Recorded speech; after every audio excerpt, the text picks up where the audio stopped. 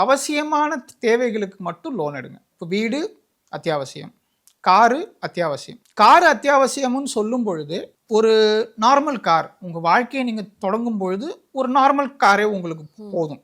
AC இருக்கா, power sharing இருக்கா, 5 star safety rating இருக்கா, தட்ஸ் எனஃப். எடுத்த உடனே நான் வந்து 50 லட்ச ரூபாய்க்கு 60 லட்ச ரூபாய்க்கு காரு நான் வாங்கினாதான் எனக்கு கார் ஓட்டினா மாதிரி இருக்கும் அப்படின்னா இட்ஸ் ராங்.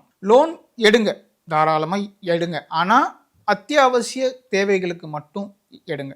அதை மீறி எவ்வளவு காசு இருக்கோ அது எல்லாத்தையும் நீங்கள் சேர்க்க ஆரம்பித்தாதான் இந்த லோனையும் உங்களால் சாட்டிஸ்ஃபேக்டரியாக கட்டிக்கிட்டு இருக்க முடியும்.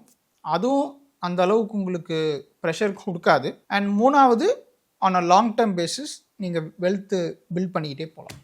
இப்போ வெல்த் கிரியேஷனில் கேஷ் ஃப்ளோ இம்பார்ட்டண்ட்டா இல்லை இன்கம் க்ரோத் இம்பார்ட்டண்ட்டா சார்?